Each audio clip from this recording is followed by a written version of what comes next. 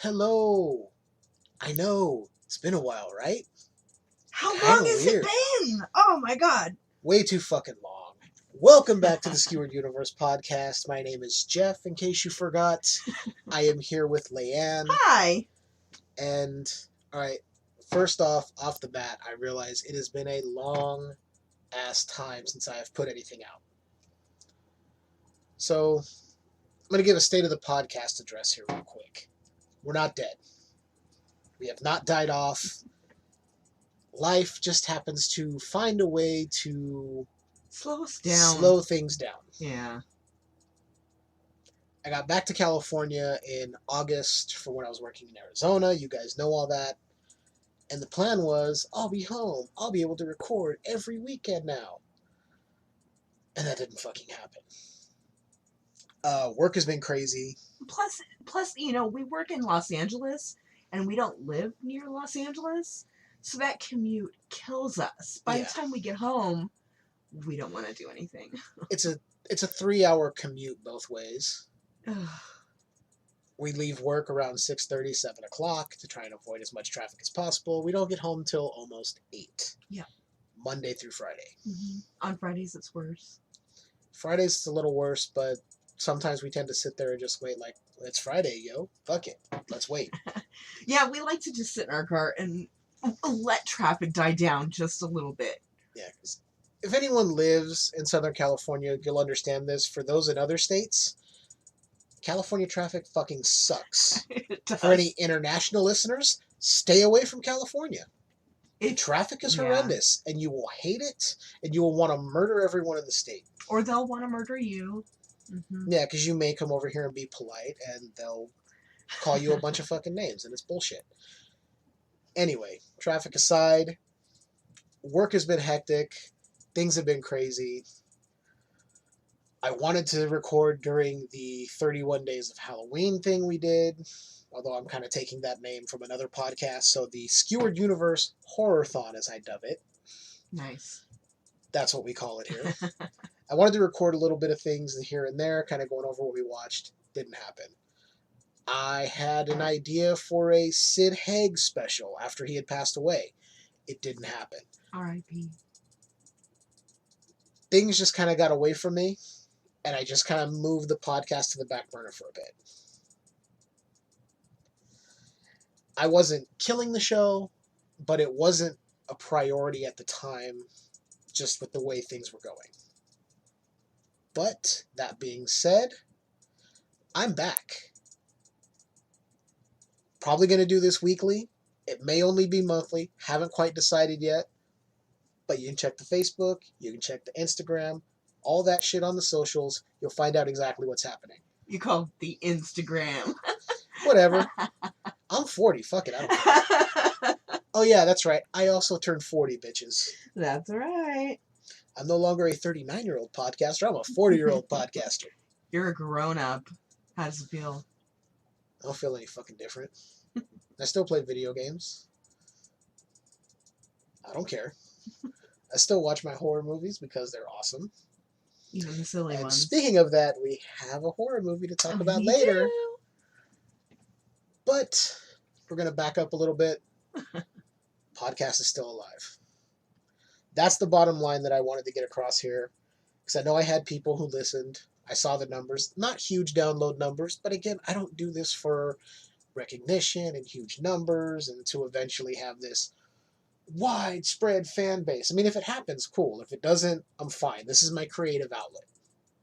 Some of you write. Some of you sing. Some draw. Whatever you may do, this is mine. And I know some people go, well, everyone now has a podcast. Everyone might. And some of them that I've listened to sound so goddamn similar, I don't listen. I have very specific podcasts I like to listen to for specific reasons. Some of those being that they were the first podcasts I started listening to, so I'm loyal. Simple as that. Tangent aside, I want to talk about something that I've been consuming recently. As many of you know, the Disney Plus service launched not too long ago. And since we're Verizon customers, we took advantage of that free fucking year.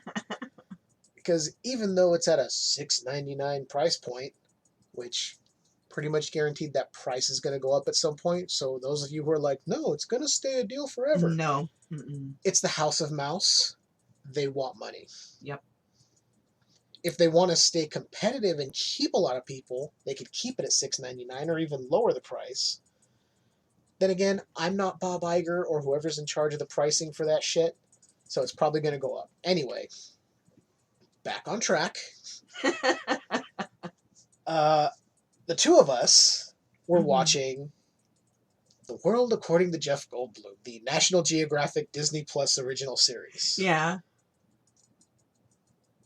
I think you only watched 1 or 2 episodes. I did, me. yeah. So you'll have to go back and see the others. I mean, he has one about ice cream. Which I think you watched that one with me, kind of bits and pieces. I'm not sure. I did watch the one where he was making his own pair of jeans. Was that him? Yeah. They went to Levi's and they were showing how they distress jeans and do different laser techniques to put holes in jeans so y'all motherfuckers can pay $200 for a pair of jeans with holes in them. Because fashion. Anyway, Jeff Goldblum. Anyway, this Jeff Goldblum show is fucking great. And also people will go, well, I think he's amping up the Goldblum. I don't. I think this is exactly who he is. And he tones it down for acting when he has to. And when he's just being himself, he's just this inquisitive, like, childlike adult. He's genuine and he's curious. Yeah. Yeah. And passionate. He likes passionate people. It's fun to see him, like, going into stuff where he doesn't know a lot. There was one where they were doing sneakers. And he went to SneakerCon, and he was fascinated by the people buying sneakers, selling sneakers, the different types, and all of this. Oh, the tattoo one as well. Oh, the tattoo one was great. Yes. He went over, they were talking about, like, the history of tattoos a little bit. And all the different tattoos of him. Yeah. They have this whole thing where he lives, I think it was Pennsylvania? I think so. Philadelphia, one of those. They have... One of those. It's... I don't remember exactly where. Philadelphia. Around that area. One of the ones that ends with Ia and starts with a P. Anyway, they have this whole, like, Goldblum tattoo fest thing. And there are so many people with his face tattooed, and he was getting a kick out of it. He's like, I don't know why, but it's fascinating. And you stepped out of the room, but he actually did add some color to someone's tattoo. Oh, he did. So there was a part he shaded in. It was his doctor who was getting a tattoo of him on his leg. He's like, oh, wow. Yeah. He goes, well, would you mind if I added a little, personal touch? Please, so add whatever you like, want. I would show him the guy my goes, ass. yeah, whatever go you ahead. Want. Yeah. Give him the ink machine and do whatever you want. Draw a penis. I don't care. If it's from Jeff Goldblum, I want it on my body. That sounded really weird. I apologize. You heard it here first, folks. She wants anything Jeff Goldblum on her body. Anyway, the show's great. It's fun. The other National Geographic show, which I find thoroughly fascinating, and I think you do as well, is the Gordon Ramsay show. Yeah. Which is cool because he's going around to these different places around the world, kind of seeing what their culinary palette is. And it's fascinating. They'll be in these small remote areas, and he's so like, show me how you make these dishes. Show me how you get along in life every day. Mm-hmm. And he's not coming across like a pompous ass or anything. He's coming across someone who's very genuinely wanting to learn. Oh, yeah, you take it that way. That's interesting. Wait, you said that day that he came across genuine when we were watching. But I've been watching him and how he is, like, when he's doing his little side interviews or with him talking about what's going on and how difficult it is. And these people are doing these things like that. It's stuff they do on a normal basis. And he's talking about just how hard it is. And it's so hard. And I don't know. It's really hard for me I feel like he's a little spoiled. Remember, probably a lot of that because it is technically a reality show. Yeah. It's probably stuff that he's given to emphasize how hard their life is for them doing this every Uh-huh. day. Make it really seem, and he could probably be like, well, what the bloody hell are you talking about? I'm not going to do it with a British accent. True. I can kind of do one, but he'd probably be like, what the fuck are you talking about? Why don't we just talk about how this is their daily life? They're like, no, you have to amp up the drama because it's reality television, and that gets people to watch. That's the way I see it. Mm-hmm. Okay. Quick tangent on reality television. For those of you that think everything you watch in reality television is 100% genuine, pull your heads out of your asses for 5 minutes and realize 99% of what they do is fucking scripted. Oh, and those people on The Bachelor, they all fucking. I don't care what they say, they are all fucking. They're like, no, they just had a night in the jacuzzi. They got down. That jacuzzi is a cum tub. That's why there's all that froth. Anyway. You can laugh on the show. It's perfectly fine. Well, the thing is, my laugh sometimes gets really loud, and it doesn't help that I smoked ahead of time. I don't want to blow out the microphone. I'm dying. It's okay. I'll adjust the levels later. Oh, that's why it's so frothy. Oh, gross. I normalize the levels later, so your loudness will be brought down. Okay, good. My lowness will probably be brought up, and then we'll be fine. Okay, good. Inside podcasting.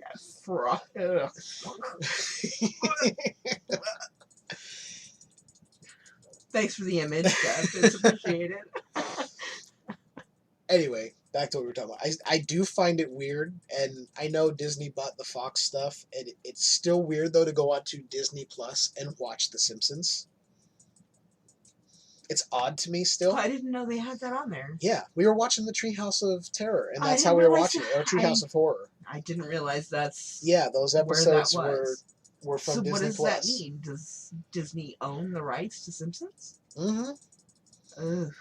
Yeah. Ugh. Disney bought up a lot of the Fox Entertainment stuff. Really? Which is how they're getting, like, X-Men under their thing and Fantastic Four. A lot of those Marvel entities that Fox had, Disney now has. They still have a fight with Sony because Sony's like, we don't want to give up Spider-Man. But they can't make a fucking good Spider-Man movie anymore. They did 2 with Tobey Maguire that were really good. 3, too much studio involvement because Sony thinks we need toys and we need this and we need extra villains. That's why Sam Raimi didn't come back for a 4th one, even though he had a 4th one planned. Mm-hmm. They do The Amazing Spider-Man. That wasn't all that great. Then they did a sequel, which was even worse. Then finally Marvel goes to Sony and is like, hey, why don't we work together? Let us bring Spider-Man into the MCU. And it's been brilliant. Ooh. Oh, god damn you, my account settings are out of date. Fuck off, computer. And that's staying in because I do not edit. He likes it raw. Well, you know. Kill me.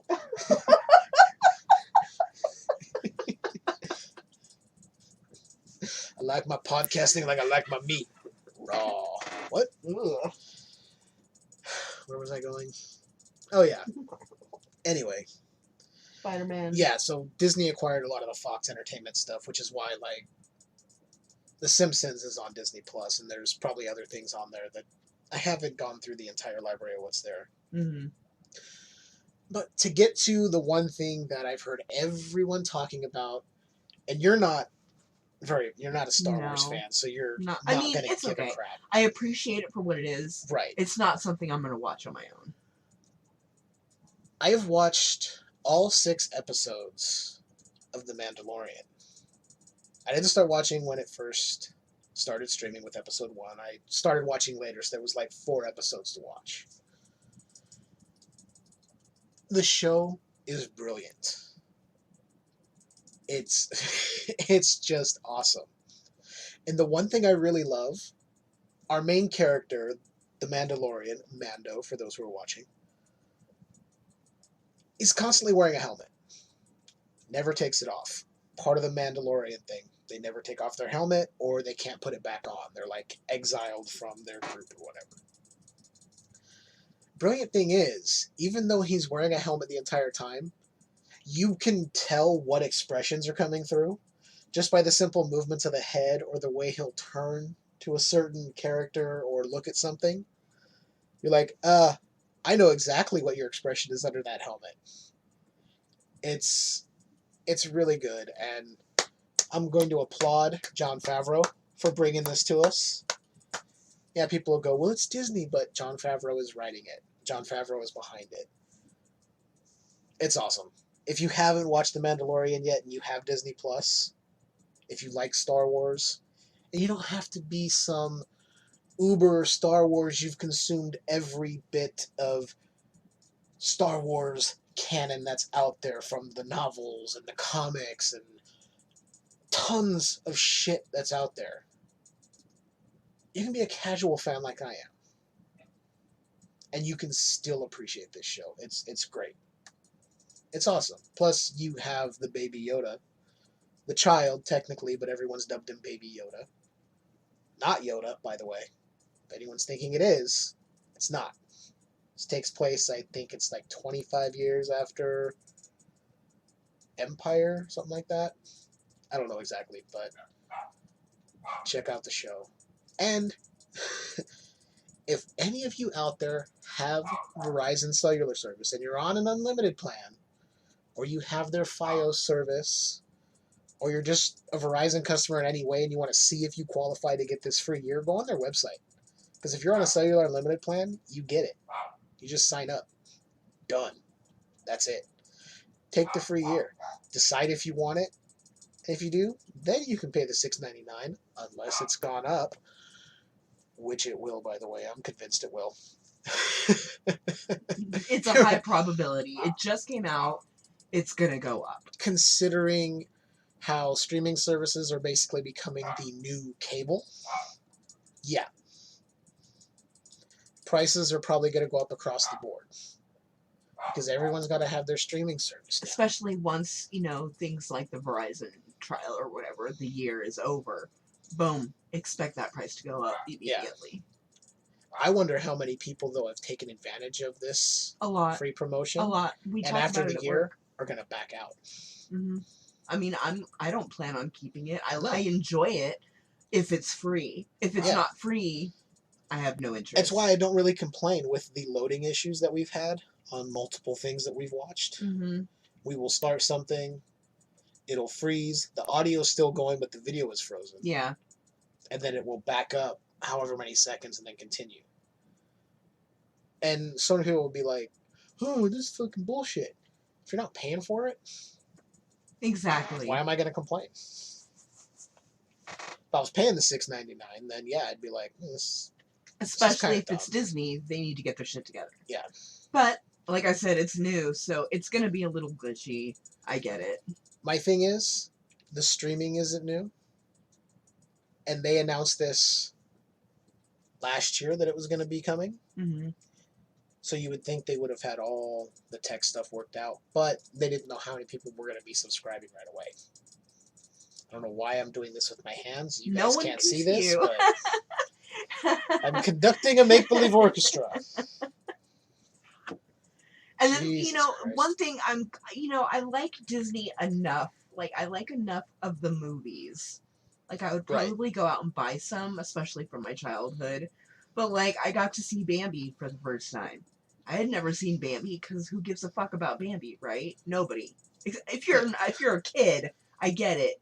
But I watched it as an adult. It was stupid. It's for children. It's for babies. I've only seen it once as a kid, and I don't remember too much. It's definitely forgettable. I remember Thumper, I remember Flower, and Bambi. That's about it. And there was a fire in the forest. There you go. That's about all I remember. Done. Just like with Pinocchio, I saw most of these as a kid, either in school or at home at friends' houses. And it's fine. I'm not a hardcore Disney person. I like some of the movies. I'm more of like, I appreciate the Pixar stuff more than... Same. I like the classic way the Disney stuff was animated back in the day. It was revolutionary at the time, the way they put some of this stuff together. Yeah, I like the older cartoons, for sure. But I've gone more towards the Pixar side.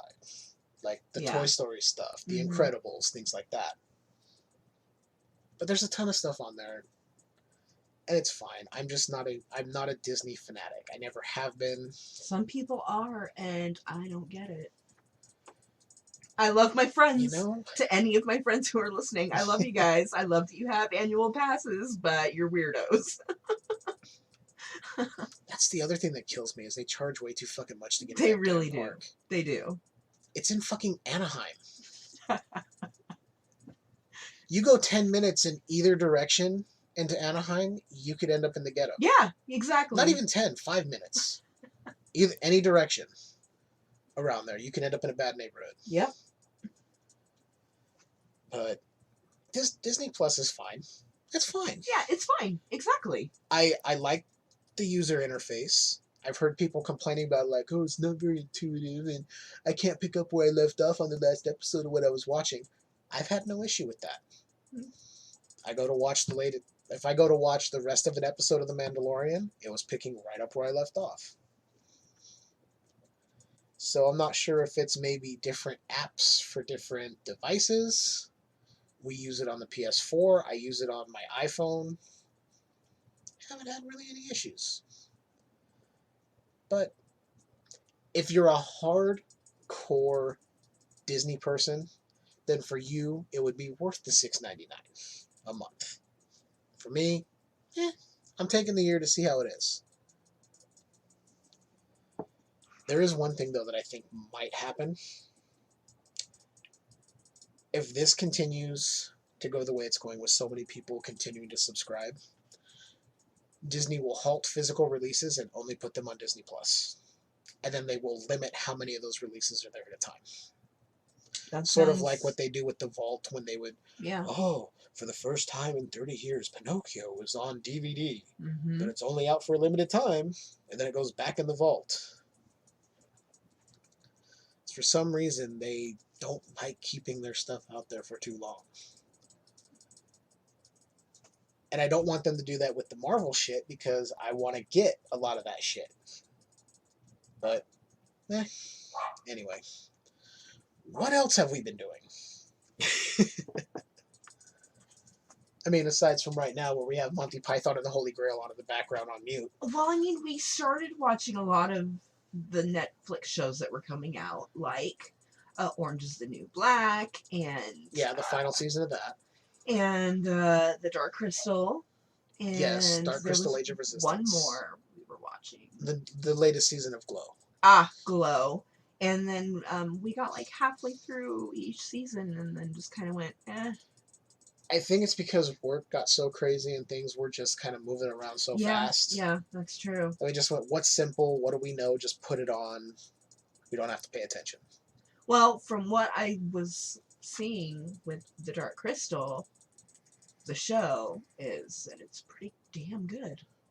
I could do with less digital tongues, but yeah, the Skeksis digital tongues and a lot of the other characters. Like they wiggle for no reason. Like the tongue doesn't need to wiggle that much when they talk. Did they need to digitalize that?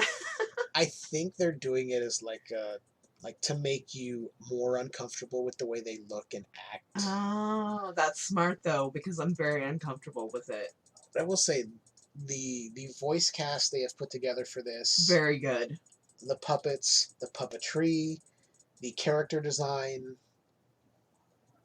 the environment they have created for this world where all this takes place before the Dark Crystal film from the 80s. And it feels very much in line with that. Like, this can lead up to you watching that movie again, and you'll see how the timeline progresses. For sure. It's good. And I've heard people say, well, there's too much digital effects. I'm like, certain things they just wouldn't be able to do. It's enough for me. Yeah. It's like, people complain about the digital effects in that, but yet these are the same people that'll sit there and watch fucking Sharknado and think, it's a great cinematic No, it's a fucking piece of shit. I want to make shitnado, and y'all people are going to love it. just going to be my ass powering out turds for 2 hours. Wow, I am tangent ready tonight, aren't I? I'm just letting you go. This is what you get, people. I haven't been on for a long time. He hasn't been able to vent. Here. There's a lot going on in this warped mind of mine that has created Skewered Universe. Now we have a warning. The recording was too loud. Levels can be corrected. It can't hear you. Check your recording options. No. It probably can hear me. There's probably someone at Microsoft right now going, why is this guy yelling at his computer? Is that what people at Microsoft sound like? It's better than me doing some horrible racist impression.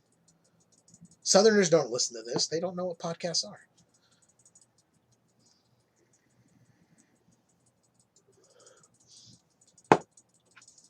I apologize to anyone in the South I may have offended. It's clearly a joke. Not meaning to offend the South. I have family in the South. Look, I'm white. I'll make fun of white people. I ain't going across the board to anything else. Especially right now in this age of being woke. Mm-hmm. Mm-hmm. Woke AF. I fucking hate that term. Because woke just means you're a person who realizes some shit is wrong and some shit is right. Mm-hmm. Anyway, yeah, we were watching those original Netflix shows and we kind of fell off with that. Until last night, I don't think we had really seen any new movies. With the exception of October was stuff that we had watched in the horror genre. Yeah. Which, if you're interested, go back to my Instagram and my Twitter and you'll see. We can bring up one that made me a little teary-eyed. Which one was that? That one I really liked. Give me some more because I'm not remembering which one it was. I know. I'm such an asshole right now because I can't remember the name of it, and I'm sitting here telling you how much I liked it. Do you remember anyone that was in it? It was something of the Dead. Oh, Day of the Dead. Day of the Dead. Yeah, that one that made 1985 George Romero classic, my favorite of the original Dead trilogy. That's the one that made me cry. Mm-hmm. Because it was, the gore was so beautiful, I cried. She had never seen this film. I have seen this countless times by this point in my life. And he had told me it was good. It is some of Savini's best effects work. The characters are great. I love everything about this movie. It's dark. It is dreary.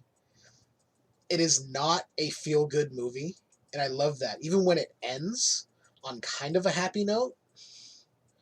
Okay, for anyone that hasn't seen this movie, it's been out since 1985. So you should have seen it by now. If you haven't, there are 3 characters who fly away in the helicopter at the end. They're like on their own little island away from the zombie plague. But we don't really know how far away they are. So it's not really a happy ending, but it's not a total downer ending. Mm-hmm. But it's still kind of like, well, you're the last 3 possibly in humanity. Right. I was trying to figure out something else to say, and my brain just shut down for a second. If you looked at my eyes, they went completely blank. Like, what am I trying to say? Well, I didn't want to say anything, but... So I showed this to Leiann over our 31 days, our Skewered Universe Horror-thon, and I was so glad she liked it because it could have gone either way. With me, you never really know. It's one of those things, it doesn't move fast. It's a very slow-paced film. Things are drawn out. Mm-hmm. And I don't really care for that. And it doesn't really... Once, like, that final bit takes place, maybe, like, the final 45 minutes to an hour, that's where it kind of amps up and it's just... Things are just moving. Mm-hmm. Up until then, everything is very slow. It's very plotted. Mm-hmm. And I commend Romero for the way he did this film. I wish the studio would have allowed him the bigger budget he was originally going to get. But they kind of pulled some of that away, so... Which is why it was filmed where it was filmed. They had other sets they wanted to do. And it was perfect. I liked the fact that it felt so isolated. Yeah. That these were possibly the last uninfected people in this area. Possibly the entire U.S. There's no telling. Yeah. Very good movie. Very, very good. So good. So good. I'm very picky with gore, and I was just like, oh, wow. Just wow. Okay. Yes. And you didn't mind Bub. I didn't. No. I thought you would pick that apart, like, well, how was he able to remember? How was this? How was that? And you didn't. Because Bub is fucking awesome. Yep, definitely. Yeah, I don't remember what else we watched. Oh, there was that one movie, Escape Room, that we watched. Which... I feel like we watched a couple of those. Yeah. That one was fine. I mean, it was nothing new. It was kind of like... We knew what the characters were going to be doing. Like, yeah. We predicted a lot of it. Yeah, it was very much a, like, paint by numbers kind of thing. Yeah, for sure. It kind of reminiscent of Saw, but it was like, hey, instead of these grisly traps with a moral bent to it, it's going to be an escape room. You have to solve the puzzle to get out, but one of you's going to die on the way. Ooh. Some of the stuff was fun, but some of the characters, it was like, just die already. Yes. Please. Just die, please, please. Okay, you're gone. Good. Let's move on. Although Tyler Labine, I didn't want to see his character die because I like Tyler Labine, even though I know he's playing a character. Tucker and Dale versus Evil. How could you not like Tyler Labine after seeing that movie? I'm just saying. Just saying. Just saying. I wish we could see your arm movements. I don't care. I wish we could, because... It's an audio format, you know you're like a preaching. Got your hands up in the air. I'm sweating. I'm feeling the spirit. I'm feeling the spirit. The spirit to murder. What? No. Oh, God. That got dark. And if you Speaking of dark... Something happens to you when you leave this town. The farther away, the hazier it all gets.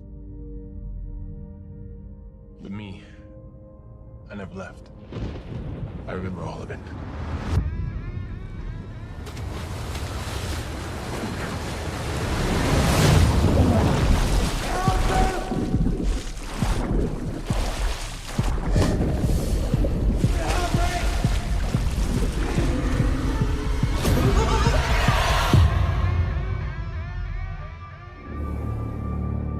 To the losers. We made an oath. Swear? If it isn't dead, if it ever comes back, we'll come back to it. We didn't stop it. Pennywise. The clown. We can't let it happen again. Hello? Kid!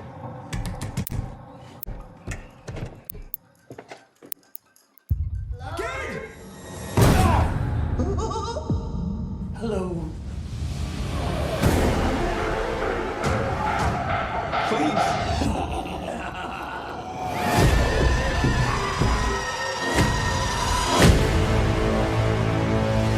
For 27 years, I dreamt of you. I craved you. I've missed you. We need to finish it. For good. I've seen all of us die. It consumes us from the inside until we don't have a choice anymore. You lied. And I died. You lied. And I died.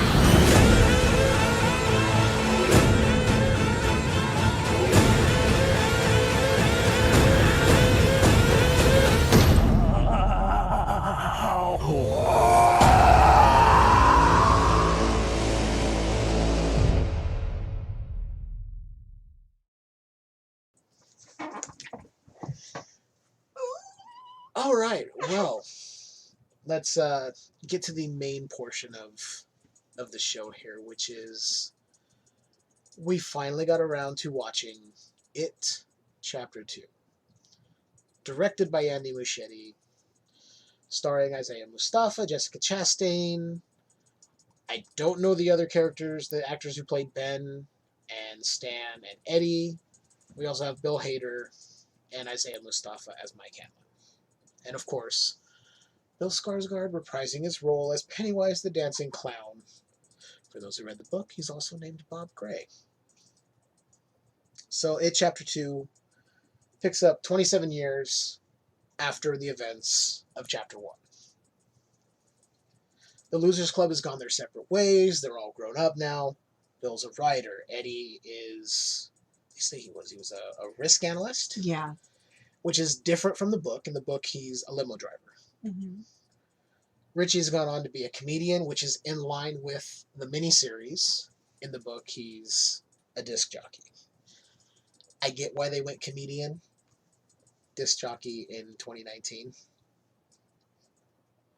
Not... Mm-hmm. They're still out there, but... Mm-hmm. Does anybody really listen to regular radio anymore? I don't. Supercuts does. Supercuts. Place bullshit. I don't listen when I go in to get my hair cut, which is why I go to Sport Clips. Anyway. Ben has gone on to be an architect, exactly like in the book. Beverly is a fashion designer. Stan, we don't really find out what Stan does. We know in the book, I think in the book it's something to do with insurance. I don't remember. I don't remember either. And I've been listening to the audiobook again, but I'm so far past that part. Mm. So anyway, like I said, it picks up 27 years later. The losers have all gone on to their own separate lives away from Derry. With the exception of Mike Hanlon. Yay. Mike has stayed in Derry. And he has been researching what it is. He's been going to the scenes of these murders that have been happening again. And I'm going to talk about the opening of the film here. And there's going to be spoilers. The movie's been out for a while. It's on Blu-ray and digital now. So anyone who wanted to see it in the theater has seen it. Anyone who's wanted to rent it and see it by now, or you've bought it, whatever. We get the Adrian Mellon scene from the book. The one that you wanted really bad. The one that I wanted to see. They didn't do it in the miniseries. I get why. It is a gay couple that ends up being horrifically beaten by fucking assholes, basically. But this was done so well.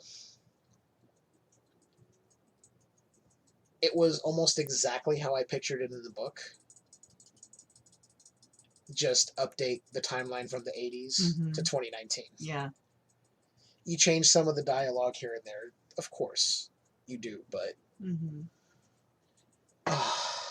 I was so glad to see this finally brought to life. And I know some people are like, why would you want to see a gay bashing brought to life? That's not the part I cared about.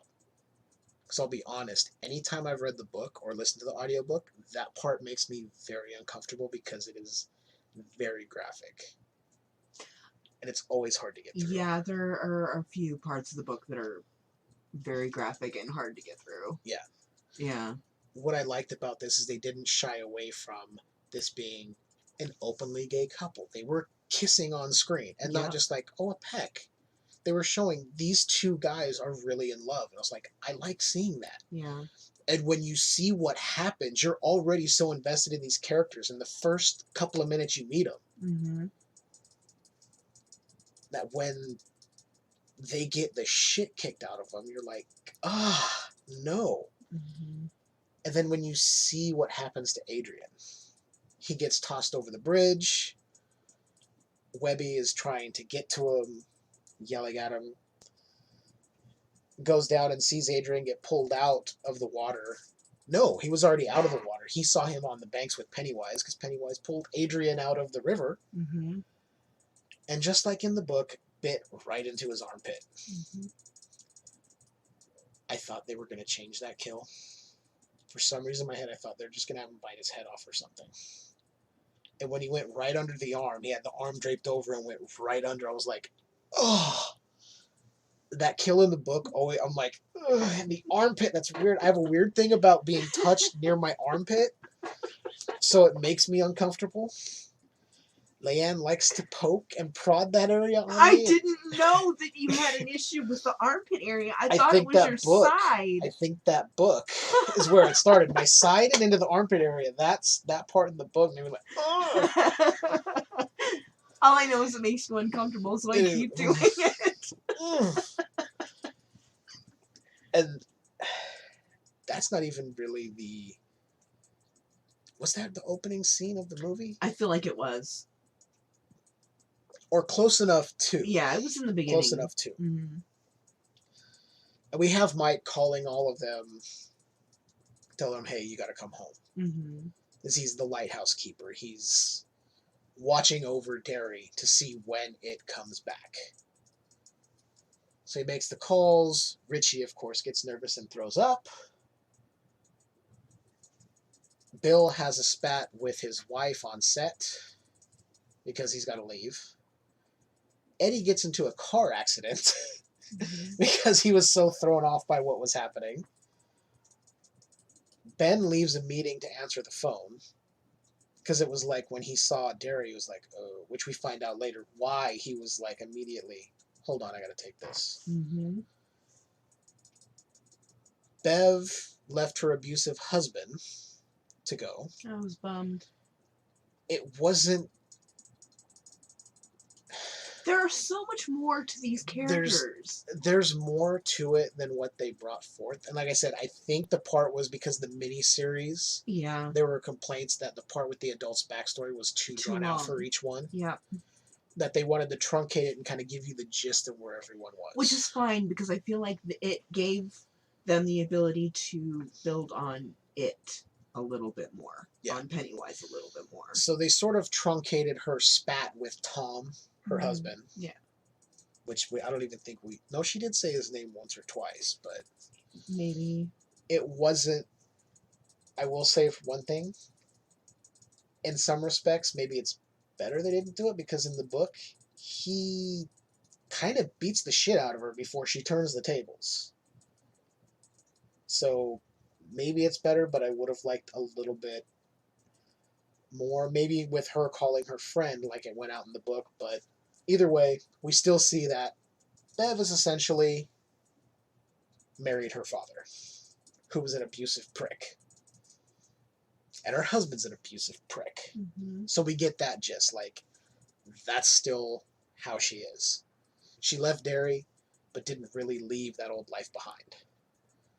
Kind of the same thing with Eddie, who married a woman who was very much like his mother. Overly protective, she's a larger woman.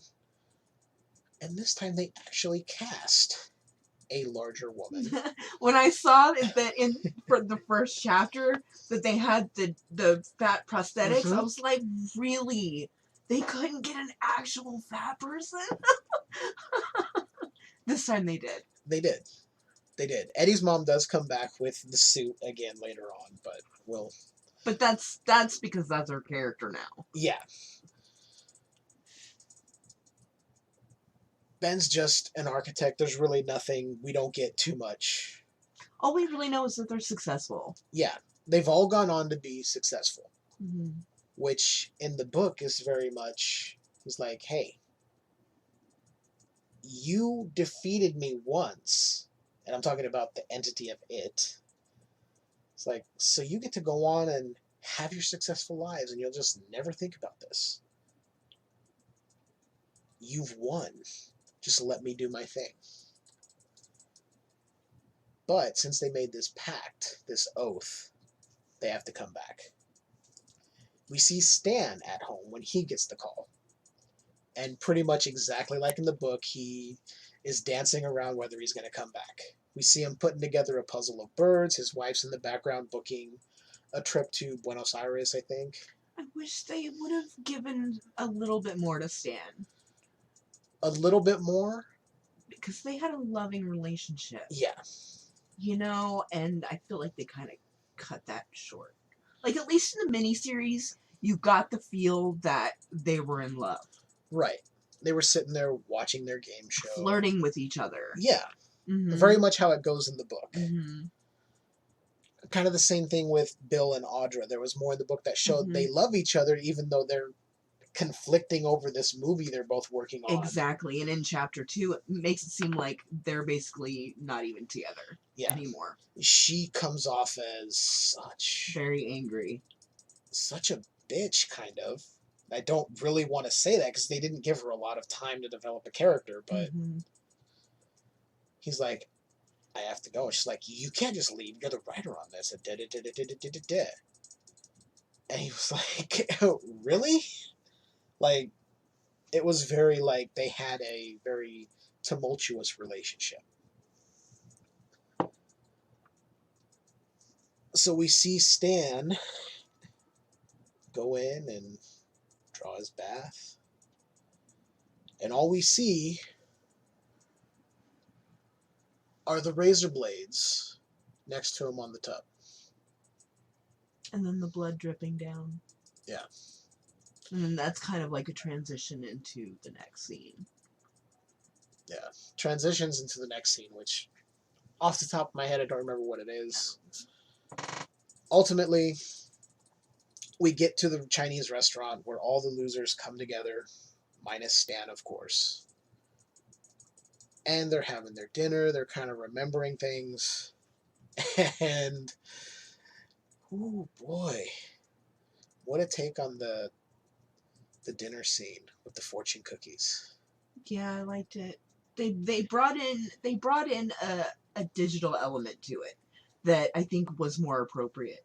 Like back in the miniseries, they used the practical effects and they were creepy as fuck. Yeah. But these were like super creepy. Like you had the crawling eye. Oh, that creeped me out the most because it's just the strings and it's like crawling at you. The baby bird kind of dragging itself, its little tiny fucked up body across the table.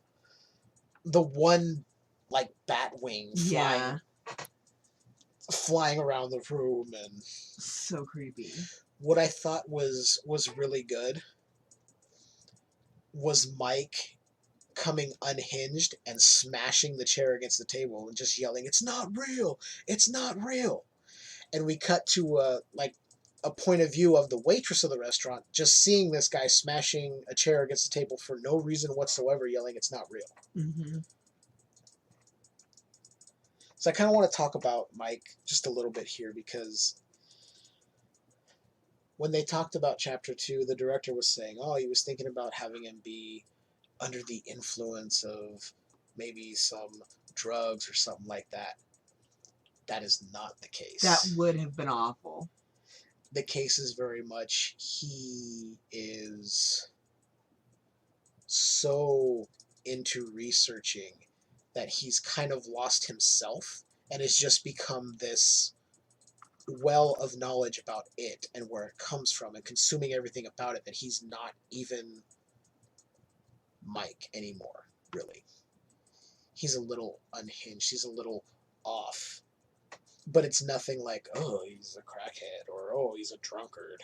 Nothing like that. It just comes off like someone who has lost themselves and been consumed by finding out all this information. Mm-hmm. And the one thing I mentioned to you last night, because we paused a couple of times. Yeah, we did. Because there were things we had to talk about. He has this journal where he's taking all these notes. Very reminiscent of the book when he's going around talking to different people all over Derry. His father, the guy in the hospital, all these different people that had these stories. And he's like, here, just let me show you, because back when this happened. And it was very reminiscent of when Ben, in Chapter 1, was telling him about the Kitchener Iron Works and had his little folder of all the history of Derry and all the weird shit that was going on. So it was like, instead of Ben staying and doing that, Mike sort of picked that up and just ran with it, and it caused him to just become this paranoid consumed by everything around it and what happened and the history of Derry and when it came, and talking to a Native American tribe that their history was they had encountered it and performed the ritual of Chud. And they were like on the outskirts. They were just on the border of where it was basically residing. Yeah.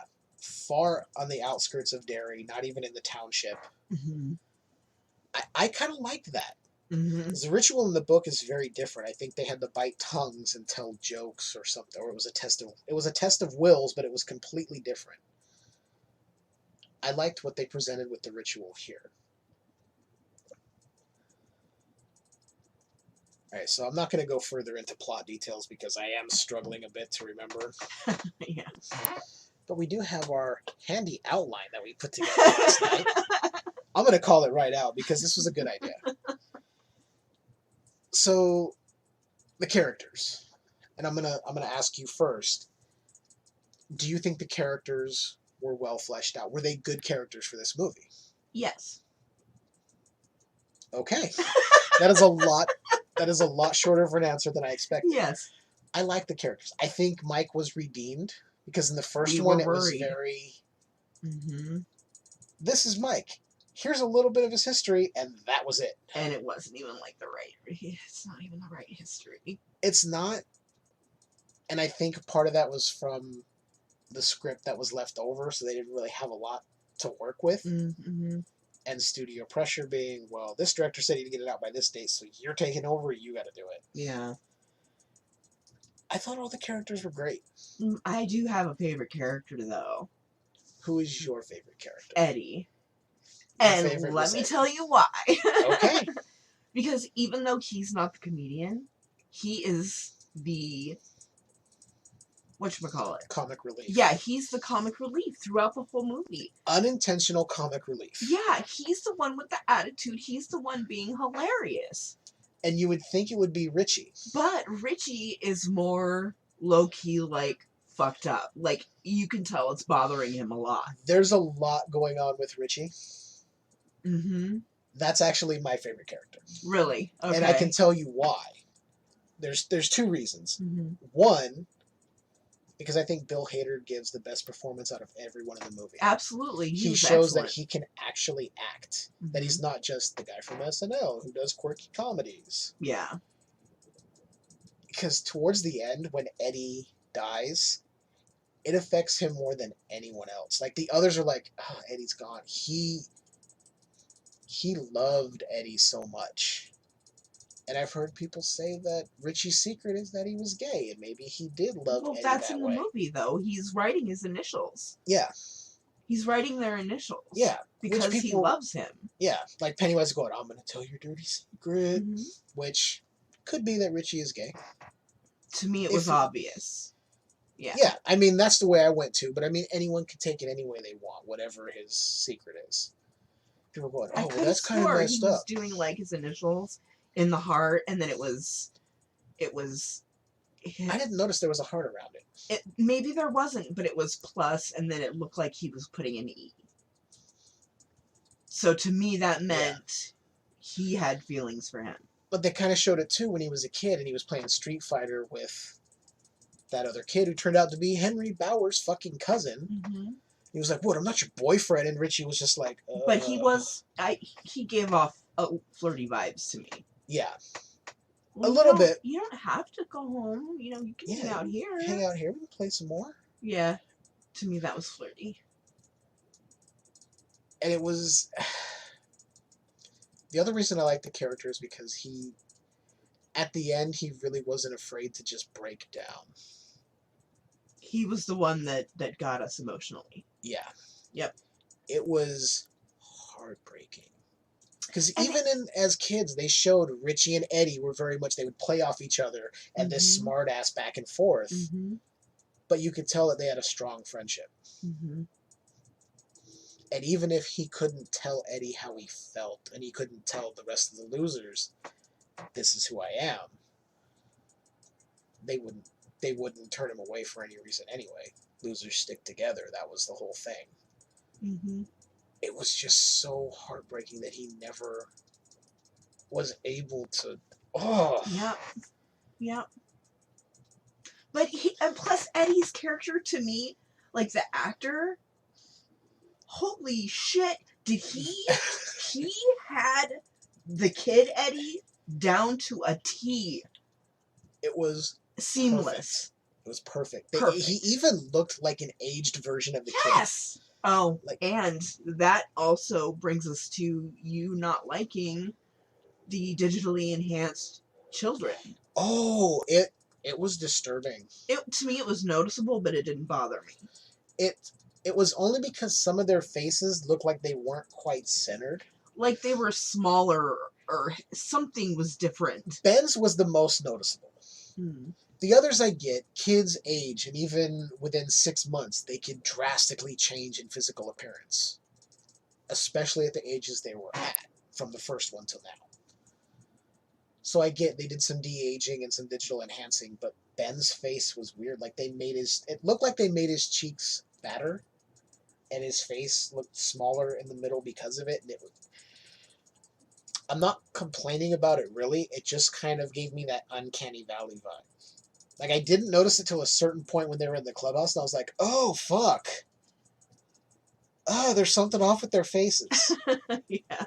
Like, a couple of them, it seemed like they filmed just before maybe something had changed.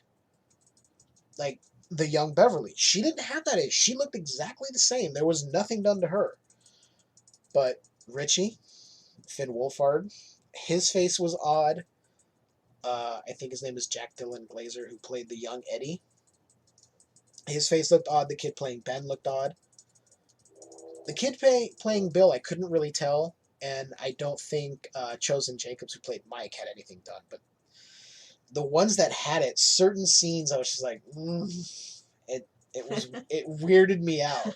And I didn't even notice until you said something, and I thought, you know what? It is different. It is off somehow, and it was strange, but it didn't bother me too much. I get it. It's not really a gripe. It's just something that I was like, when I noticed, I was like, ooh, that's unsettling.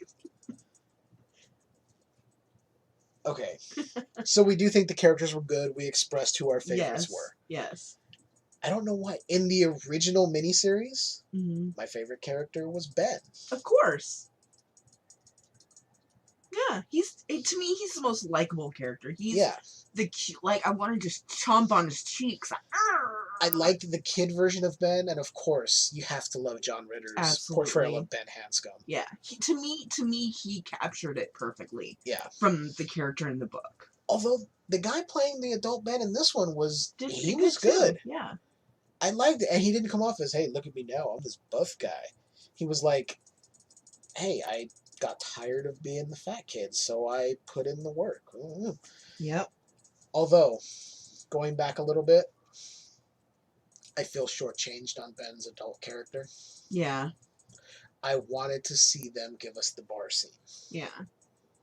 If anyone has read the book, you remember he goes into a bar after he gets the call, talks to the bartender. He's getting, like, pint glasses of whiskey, if I remember. Snorting, I think he was snorting lemon up his nose, and then drinking the whole glass of whiskey. No issue. And I wanted to see that or something similar to that. And it didn't happen. We basically got Ben saying, hold on for my meeting where I'm in my nice home. I got to take a phone call. And you just see him get up from this wide shot into the window of his home, where he gets up and just walks as he's getting on the phone. It's like, okay, we got more with everyone else, but... So kind of like in the first one, we were shortchanged on Mike as a kid.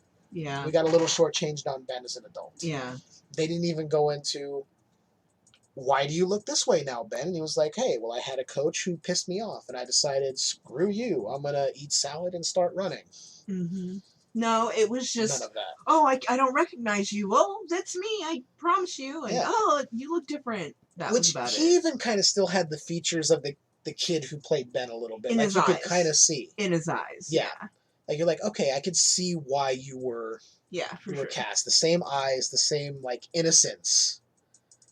Because that's what I did like about the kid version of Ben. There was an innocence in his eyes.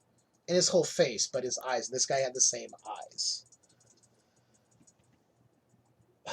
I really wish we would have got more with Ben as an adult. But at least we get to see Ben and Beverly. Ugh, barely. Barely, because it was always Bill and Bev. Bill and Bev. Bill and Bev. But... I know. It was the same in the book, too. However, yeah. I don't like it like that. But I do love the little nod to the miniseries. When Pennywise is chasing Ben through the school as a kid, Mm-hmm. when he's sitting in the classroom and he's talking with Bev, we think. Oh, that's right. Yeah.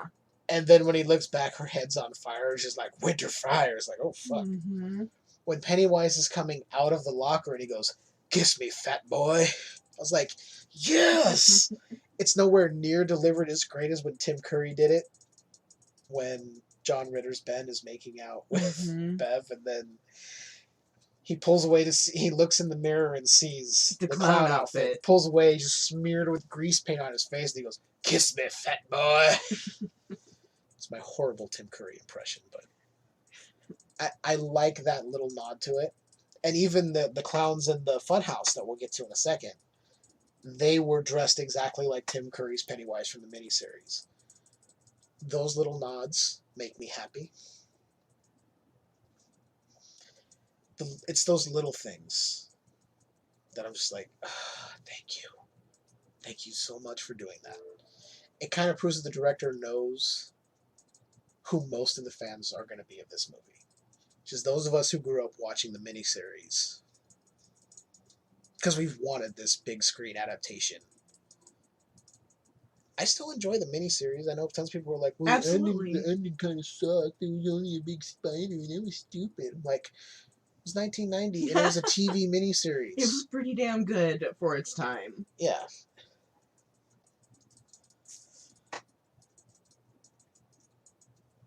Bill going and buying silver, different than in the book, but I did enjoy it. Because he got to interact with Stephen King. It was basically being a dick. And the inside joke in the film about, Bill can't write a good ending, which is a direct reference to criticism of Stephen King not being able to finish a book with a solid ending. Yeah. The fact that he told Bill, I didn't like the ending. When he saw his book there, he's like, hey, want me to sign this book for you? He's like, nah, I didn't like the ending. Like, okay, Stephen gets it. That's good. Oh. Okay. Back to the outline, because I strayed way off. So we talked about our characters, how we liked them, and our favorites. Circling back. If you want to explain why you're so happy about the outline, you can. I'm happy because Leiann put this together, and it makes things a lot easier. Although I'm running off on tangents here, as you can see. Yeah, but that's the whole point of having a conversation. Exactly. Yeah. We can hit the key points here that we have on the outline. So, do you feel, and this is a question I'm posing to both of us here. I forgot about what was on in the outline, so. Was the movie true to the book in terms of atmosphere and the overall feel? Not so much how things played out,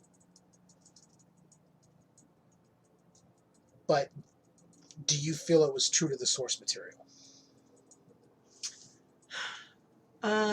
Well, I don't remember the parts about it in the book, about the rituals and how he was defeated and things like that. But as far as, like, the relationships, I want to say it was close to the book, but we didn't get as much of the characters as I would like to have. I wanted to see more of those characters, so I can't really say if it was true to the book for me, because I don't remember a lot of it. And see, I feel it was very true to the spirit of the book. That's why there's deviations in characters, the way things are played out here and there. Like when I had to pause it when they were talking about doing the rituals, that was one of the times we had to pause because I wanted to ask you, is that something that was in the book? Because I don't remember. Yeah, the ritual is named the Ritual of Chud in the book, but I believe the ritual is completely different than what was portrayed in the film. But at least there was a ritual, you know what I'm saying? As Yeah, opposed there was to something. in the miniseries where there was no ritual. They just went down there with a slingshot and the silver earrings. Mm-hmm. Which kind of bugged me. Kind Even of? now, because I wish it was the silver dollars from the book and not someone's silver earrings, but, you know, hey, not everything is going to be what we want. Yeah, the deviations I was okay with. Some of the stuff in the book, it just wouldn't really translate. Well, and, you know, we were a little worried with the chapter 1 that it was going to go against the book. And it did redeem itself. Especially with Mike. Yeah. Chapter 1 shortchanged Mike a lot. Mm-hmm. Because they gave a lot of his stuff to Ben. And we were afraid that chapter 2 would be more of Ben being the one bringing everyone together. And that's not how the book was at all. No, it was Mike. So I'm glad that Mike stayed. Agreed. I'm glad that they did kind of have, like, in the book, Mike isn't well off. He's working at the library. He's not making a lot of money. He's barely making ends meet. And that's very much how it is in the movie. This chapter 2, 2019 version, it's very much the same. Mm-hmm. Yeah, deviations, I think the spirit of everything, even though you say you wanted more with the characters, more time, I think the good thing is because they established so much time with how close these kids got in the first movie, I didn't need a whole lot with them coming back together. Because once they saw everyone, it was like everything clicked. They were right back to that summer. We are the losers. We are this strong group, You know, close-knit. I just realized what if they had made it 3 chapters?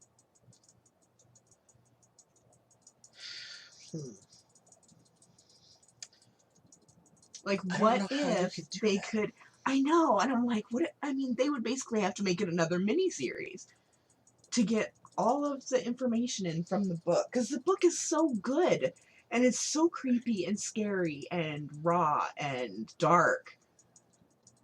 I think the only way you could do justice to an almost literal interpretation of the book to film would have to be another TV miniseries, but not on regular television, like Netflix or Shudder, even HBO or one of those. And you do it episodic. So you have one episode dedicated to, like, what's going on with the kids. You go through that, and then you could have interstitial episodes going through when they come back. Mike talking to this person and getting the history. Mike talking to this one. Oh, this episode is about when Eddie came back and what he experienced from the book, going to the drugstore and seeing Mr. Keen and all that stuff. Or Bev going back home and there with Mrs. Kirsch. And Bro, they turned Mrs. Kirsch into a creepster. Her titties on... Oof. There was so much in this film that unsettled me, seeing how it came out. I don't know if you looked over at me at any point watching, but at certain points my jaw was on the floor. I'm just like, oh. Excuse me. I thought it would be me coughing. Oh, I just was remembering. I was like, oh. But yeah, there were moments that I was like, oof. If we had seen it in the theater, I probably would have been like, oh, fuck. But I didn't want to yell here and then have people around be like, what's going on? Shut up. Get out of here. Watch a movie. Okay. So we discussed the feel of the book, what we think about that. We're okay with the deviations. I mean, yeah, it's things that happen. Nothing is ever going to be translated 100% literally from the source material. There are occasions where it is. Stephen King, I don't think, is one of those, especially it, because the book is dense.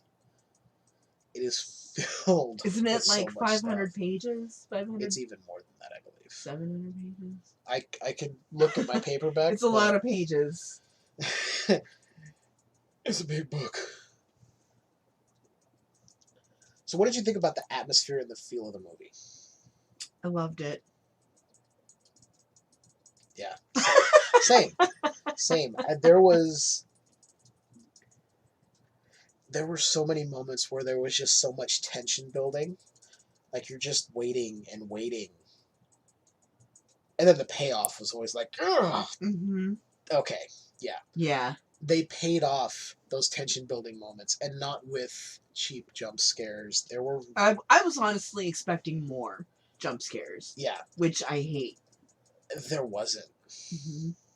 There wasn't. Like, the scene with Eddie going down into, I guess, the storeroom of the pharmacy. Mm-hmm. Because he heard his mom yelling, Eddie, help me. Mm-hmm. He's trying to undo the restraints of her on this table. Mm-hmm. And you just see this thing that's chained up moving. The whole time I'm going, it's the fucking leper. I know it. It's that creepy ass fucking leper. I can hear it going. Because it's covered in like this old cloth. And when it finally comes forward, I'm like, oh, it's that fucking leper again. That, in the first one, I was like, ugh, I hate that leper. It's disgusting. It's gross. It's like, ugh. You look like you're going to need a bucket. So to see it again, I was just like, ugh. Oh.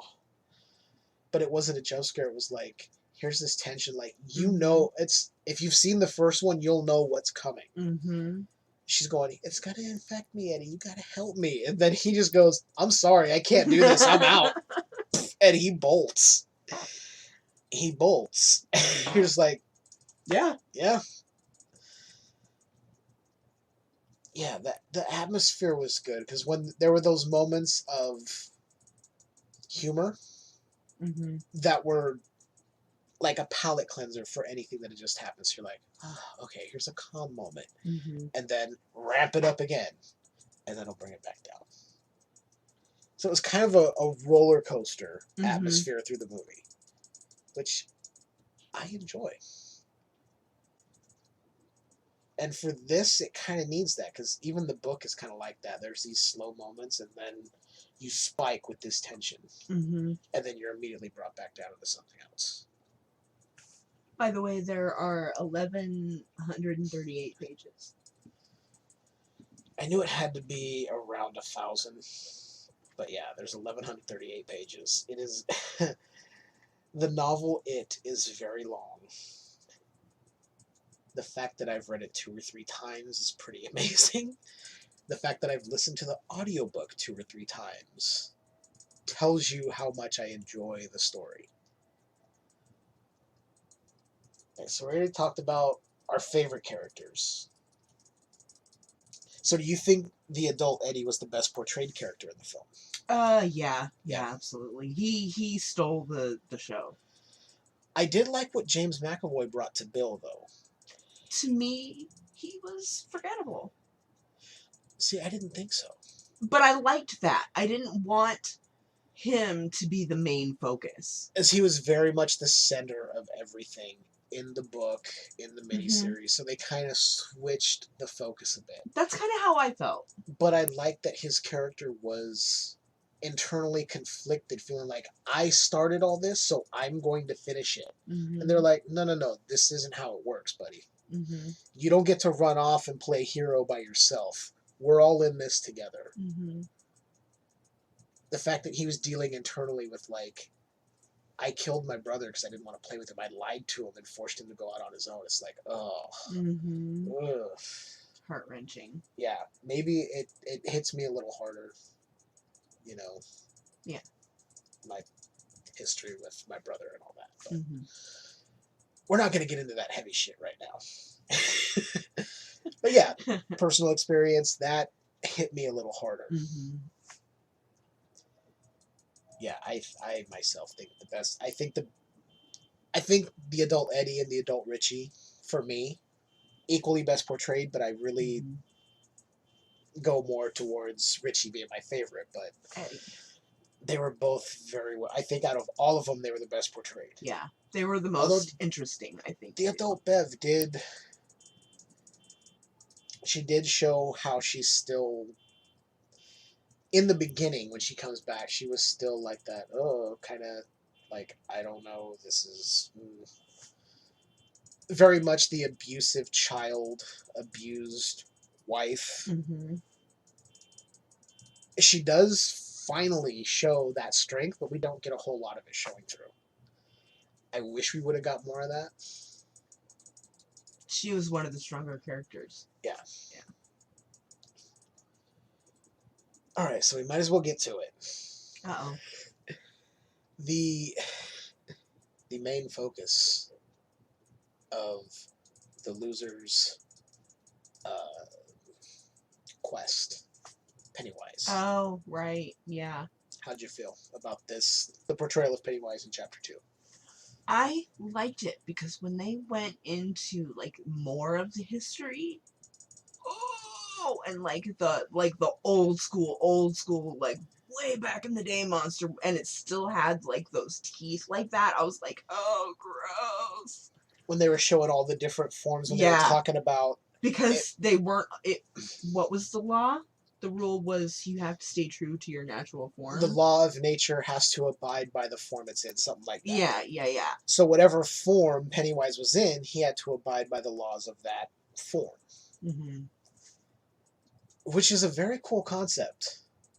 I think about liked it. that they made him kind of ancient. Yeah. And from space. Which is the book.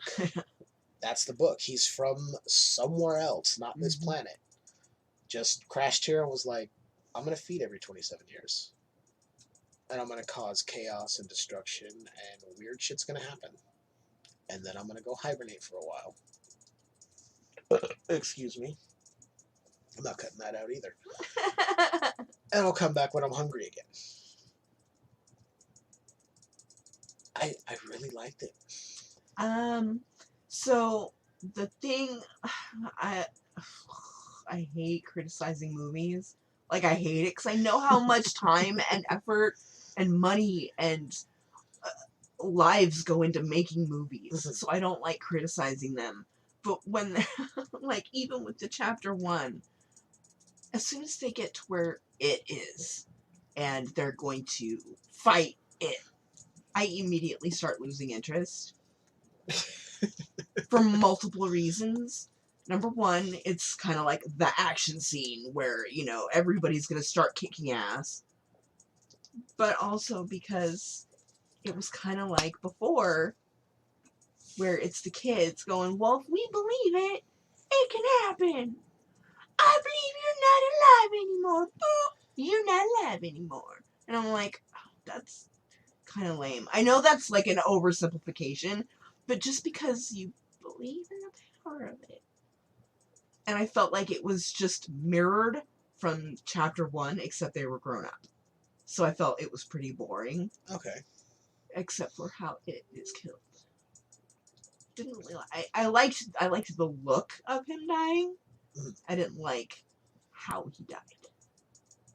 Okay.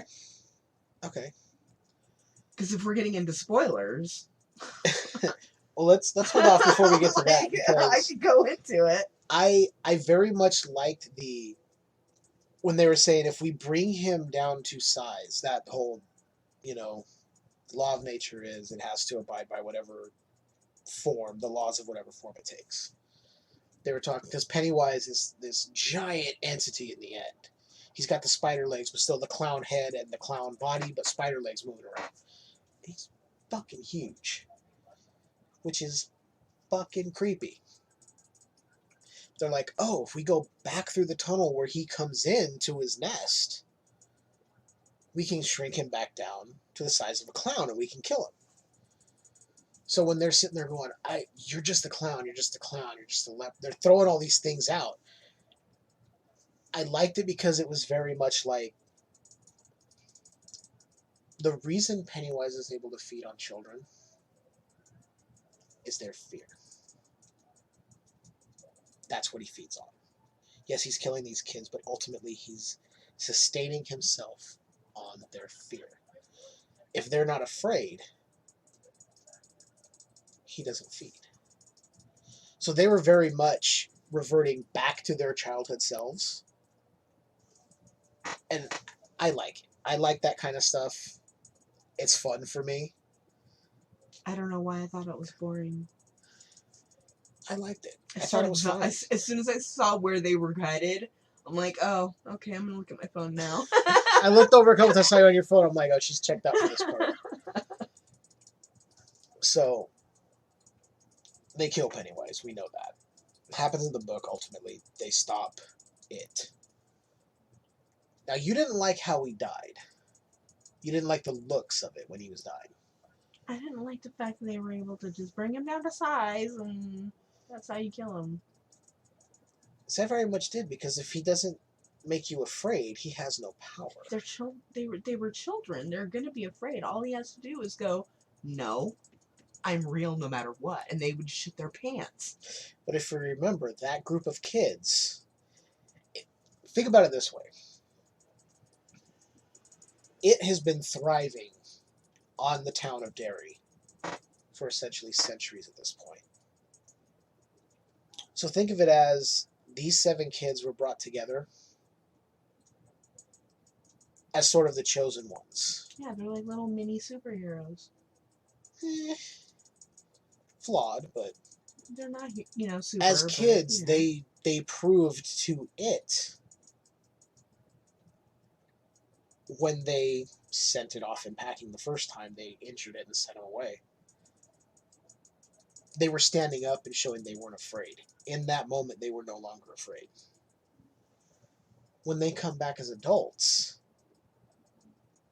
I think because they didn't quite remember, we stood up to it before. It was like they only remembered the innate fear of everything that scared the shit out of them. So when they finally got back together, it was like, oh, we beat him before. We can finish this. So when they were yelling at him, oh, you're only a clown, you're only a leper. They're like, you're not scary, you're just a bully, and blah, blah, blah. Which, when you think about it, Pennywise is a bully, kind of.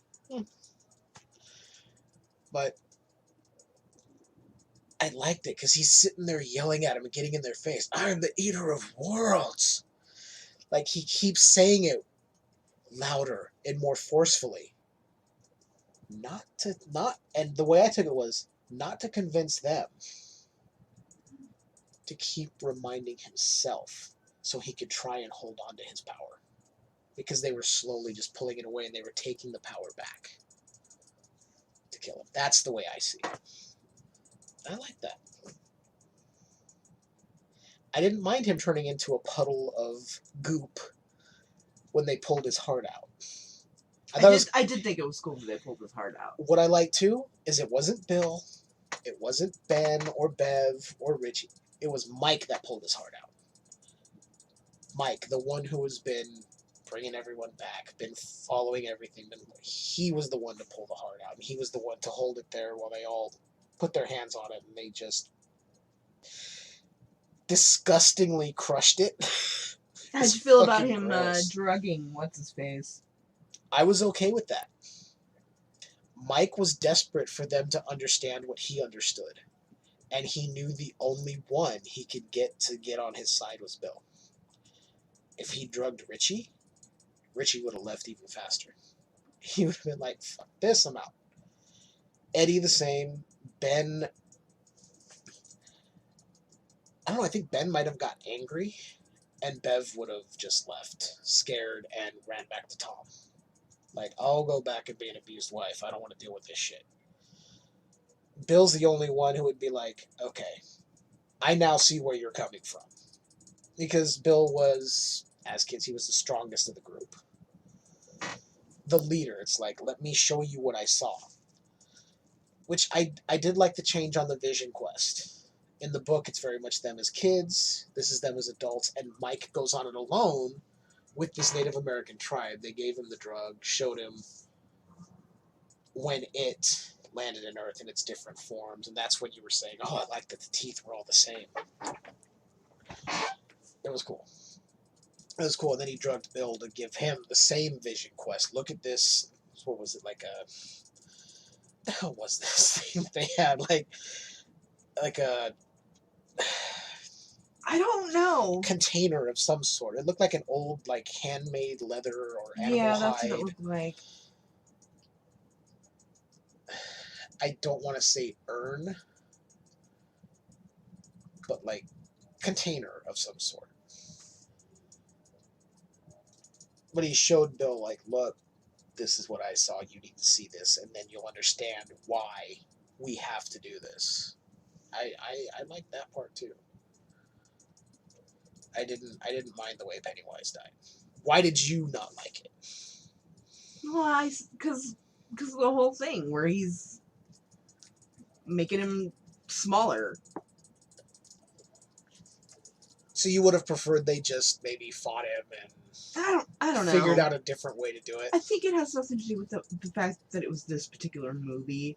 I think it, it was probably just the story, because it's probably how it ended in the book too, right? No, the book ends very... How does it The end? ritual is very different. I think it's Bill faces off with Pennywise.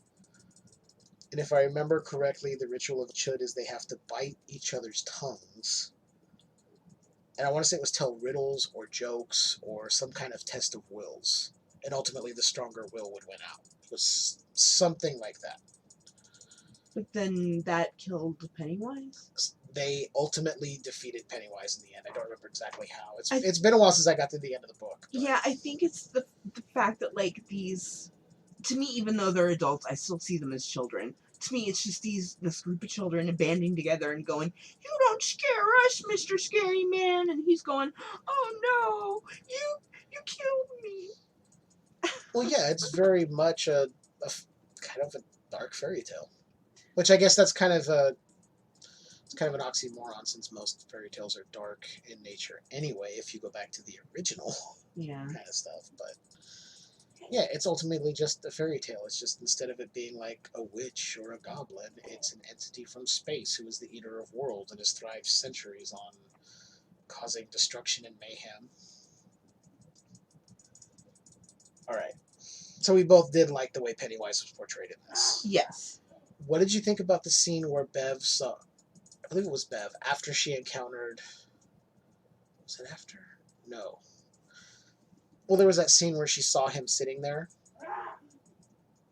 The father of Mrs. Kirsch, that we ultimately find out he was Pennywise.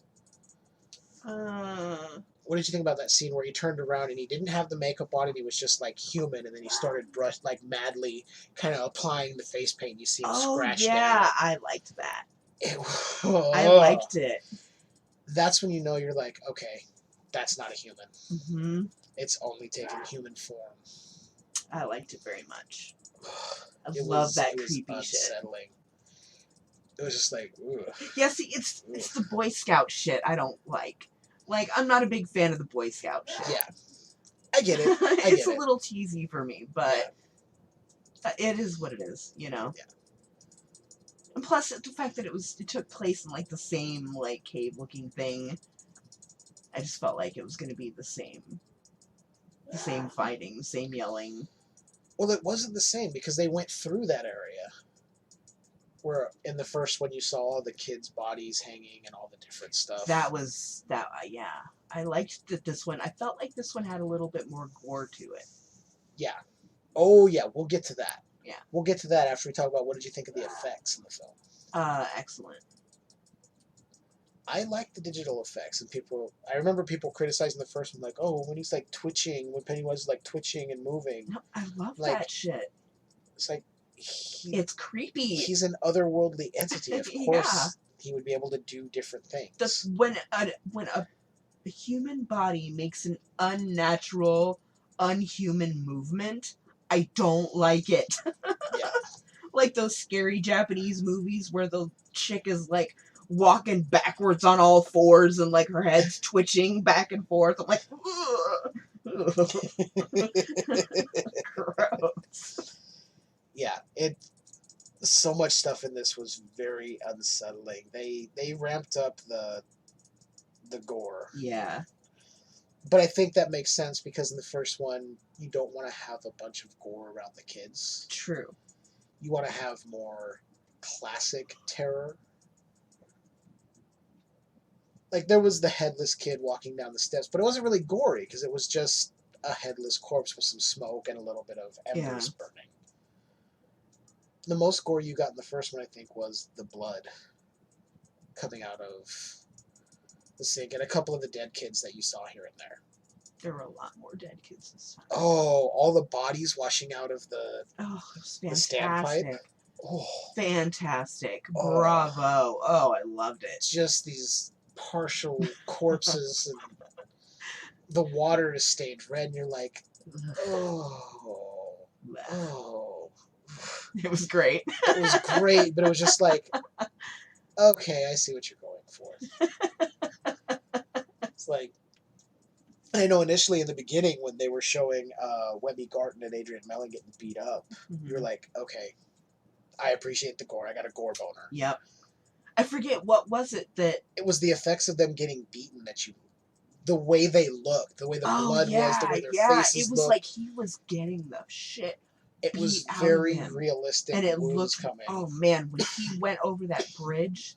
And like it's like his lifeless body was like flopped over the bridge. And Yeah. I've seen some dark shit on the interwebs, so I may know what shit looks like. But anyway, I mean, it was like gross, and I'm like, Yeah. ugh. And like I thought, oh man, he's gonna drown and he's gonna die. And you see him and you think he's gonna drown and he's gonna die right then and there. But then you see Pennywise get him, and it's like, whoa. Mm-hmm. What I liked is it seemed like Adrian got the shit kicked out of him. You can the way his face looked, the way his body was just slumped as they dragged him over. Yeah, I forgot that I paused it and told you I had a gore boner. But I like the fact that he goes over as this like limp, semi-lifeless, like he hits the water, and then it's kind of like, oh fuck. As he's being pulled away, you see his head pop up, and he's like, shit. But there's nothing he can do. Nothing he because can do. He's so fucked up. He can't save himself. Yeah. Like, even though the water has washed away some of the blood that's there, you still see the swelling and the cuts, and there's still blood coming. It's like, ugh. Good stuff. And, oh, the balloons coming under the bridge. Why don't I remember that? It was when Webby had ran down to the river Yeah. and looked across and saw Adrian with Pennywise and was like, what the fuck is going on? You see all the balloons. Oh. He sees Pennywise bite into Adrian's side, Right. and then all the balloons kind of go by, and then they're gone. Oh, I don't remember that part. Yeah, that is almost exactly how I pictured it when reading the book. Because they said the underside of the bridge just got filled with these red balloons, and they would just slowly start floating out. Like, I know people would be like, "Ooh, these balloons, it's stupid. What the hell?" I'm like, no. It's significant of him, like, having fun doing what he does, doing what it does.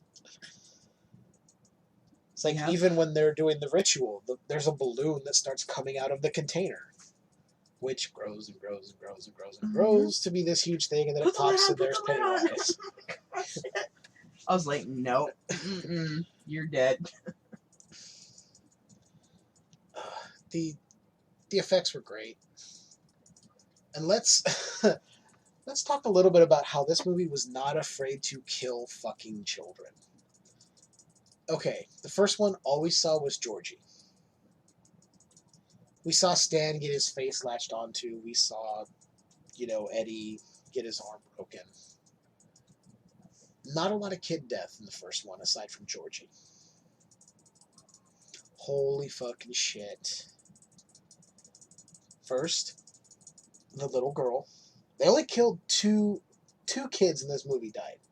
Adrian Mellon was grown, probably in his 20s, maybe late teens, I don't know, probably 20s. So still very much kind of a kid, but not a full-blown adult in their 40s. That little girl. We liked her. We liked her a lot. What I liked is that it was the same girl from the beginning when they show Adrian at the Canal Days Fair.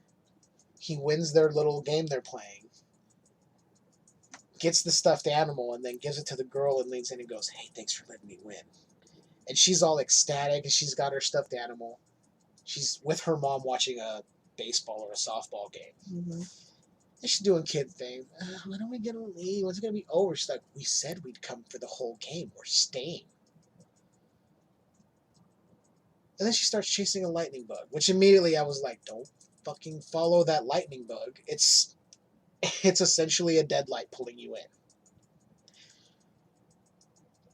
The fucked up thing though, he didn't get her because he grabbed her arm and, was rough with her. He fucked with her head and lured her in. Yeah.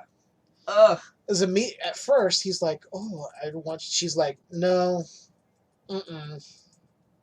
You're in the dark. I can't see you. Yep. This is bad. I'm out of here. And he goes, well, I'm only in the dark because people make fun of my face. And she's got this birthmark on her face. She's like, oh, well, people make fun of me too because of this. He goes, well, I could just blow that away and it'll never be there again. She's like, really? And he sucks her in so bad. And she's like, he goes, well, if you want to happen, you have to get close enough to see. Oh, I don't know if you should because you have to count to 3. Or I have to count to 3. 1, 2. And silence. She goes, you didn't say 3. And he just and she's gone. And you're like, I jumped. Yeah, that was a jump scare, but it was well done. Yeah. I hate cheap fucking jump scares. Agreed. They get me every time, and they're so easy. There are so many where I'm sitting there going, she opened the mirror. She's going to close it. Whatever's there is going to be right behind her. And then it happens, and I'm like, oh, and now they're dead. The reason I say her is because if you watch 80s slasher films, it's always a female. Now, the other kid. This is a kid that in the beginning was at the restaurant that walked up to Richie and said one of the lines from his shows, but Richie was like, what the fuck is that supposed to mean? And started freaking out on the kid. He's like, hey, it's a line from your show. I'm a fan. He was like, oh. And he looks at her and goes, that's your mom and dad? Yeah. You want a picture? He goes, no, I'm good.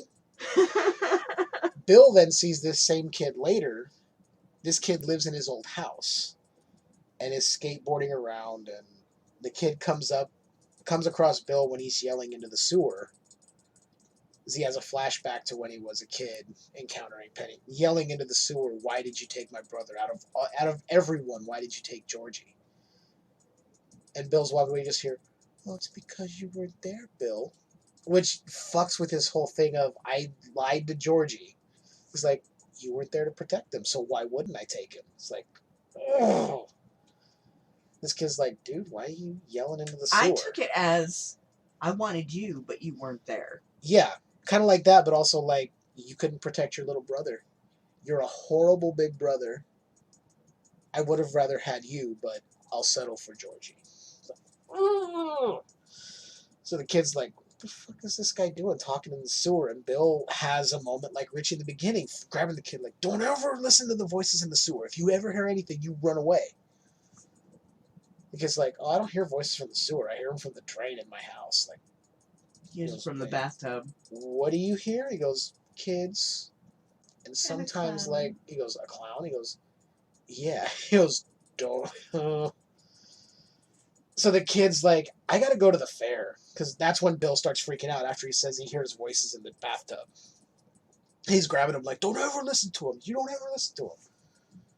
You tell your family to get out of here. Do whatever it takes. Tell your parents to move. I'm like... And I'm like, no one's going to listen to this little kid. Shut up. I'm like, Bill's lost his fucking mind at that point. The kid's like, I gotta go to the fair. So we fast forward. Bill's like, oh shit, that kid's going to be at the fair. I gotta go save him. I can save him. But alas, he does not. He sees the kid go into the funhouse. Which is a creepy fucking funhouse, by the way. Yeah. The whole blacklight clowns swinging back and forth, and that, what is it, mirror maze or whatever it is? Yep. So he comes across and he's yelling at the kid. He sees him, he's like, hey, kid. Well, he finally sees him, and there's a pane of glass between them. He's like, you gotta get out of here, run, find a way out. Well, then you hear this, like, squeaking on the glass. You look behind the kid, and here's Pennywise, just his long tongue licking up the glass. And I don't remember if Pennywise even says anything to him. I don't remember. I think he says, like, boo or something, which he does say something, but Bill's like, no, not him, no. And Pennywise doesn't just break the glass and take the kid. He starts violently bashing his head against this pane of glass, and it's slowly breaking. It's not breaking with one shot. It took like 4 or 5 hits before it started to crack. And Bill's punching his pane of glass, trying to get to this kid who's trapped between Bill and Pennywise. Bill can't break the glass. And all he sees is Pennywise gets through and then an explosion of blood. That was... I was like, that kid's fucking dead. Like, there was nothing left. It was just chunks and blood. I appreciate it. When you're not afraid to kill a child. I know people be like, why can you keep doing child killing? It's a movie. It's fine. It's a movie. When you don't shy away from the fact that this thing kills children, I can appreciate that. Especially since it plays into Bill's whole thing of, I couldn't save Georgie, but I can save this kid if I can get there in time. Which he doesn't. He doesn't. But I like that. The ending, after they kill Pennywise, the very ending, slightly different.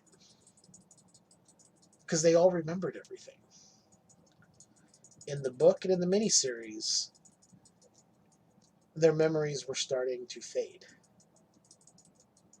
They weren't remembering a whole lot. The more conversations they had with each other, the less they would remember about each other. I kind of like the fact they're like, hey, why do we remember all this? Mike's like, I think it's because we have something good to remember now. Yep. Like, I kind of like that twist on it. Is it the other way? I was like, well, now they're just forgetting. It's like, well, we were never meant to be friends in the first place. We were just brought together by the universe to fight this thing, and now we'll all just go back to our lives and end up forgetting each other. It's kind of like, well, that sucks. Yeah. So I liked this version of the ending. They all remembered. Oh, did we get anything with Richie? Because we saw Ben and Bev on a boat. Very much together. Mike was leaving Derry. It's like, I can finally just pack up and leave. I don't have to be here anymore. And you can see that he's sort of normalized at this point. I don't have to stay here. There's nothing holding me here. I can go. He can live his life now. Yeah. Bill's very much back at home doing his thing. Oh, the thing that did kind of get me at the end, the letter Stan wrote. Mm-hmm. He wrote this letter like, if you're reading this, then you obviously made it, but you'll know, I'll explain why I couldn't do this. He was like, I'm not strong enough, so I took myself out of the equation. Yeah. It was like, it was kind of heartbreaking. Yeah. But at the same time, it's like, maybe Stan was the bravest one of all. Yeah. In a way, maybe he was. I mean, some people are like, So he took the time to write that many letters before he killed himself? I think he probably wrote one and copied it. That's weird. And then left them for his wife to mail out. Like, hey, mail these upon my death. No, it's very much in tune with the character of Stan for this movie. Oh. That was one thing that was creepy, too. Stan's head falling out of the corpse in the refrigerator and then growing spider legs out of it, very much like The Thing. Yeah. And crawling around. That was cool. And the fact that it was the kid Stan's head. It wasn't adult Stan, it was child Stan. Yeah. That made it even more fucked up.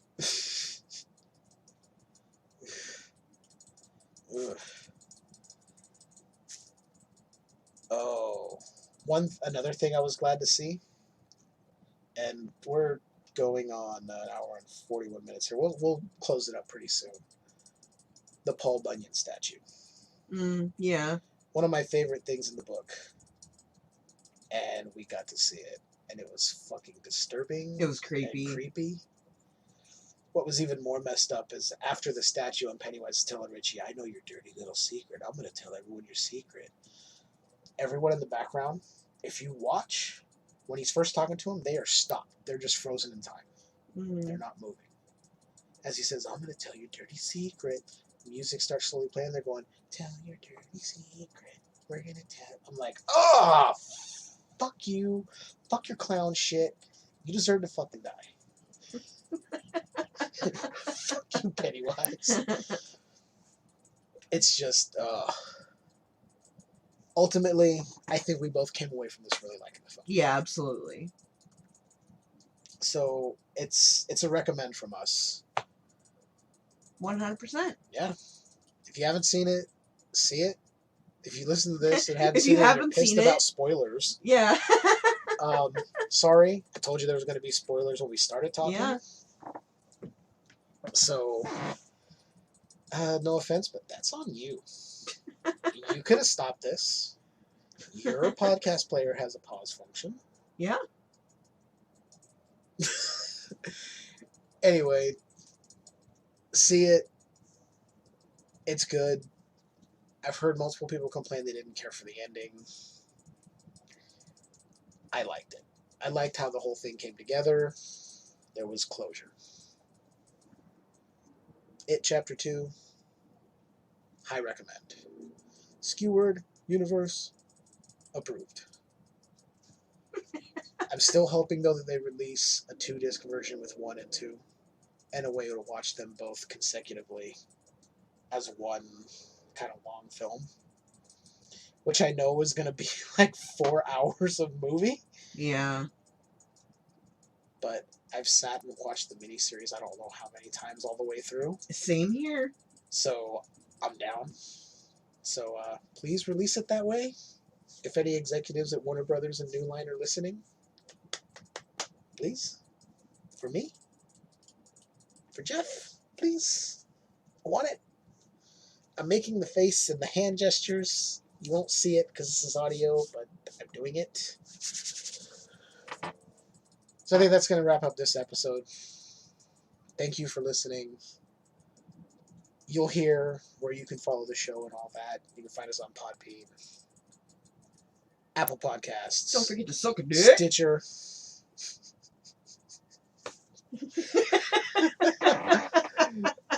We're on all the socials, Instagram, Twitter, Facebook. I almost forgot what that was called.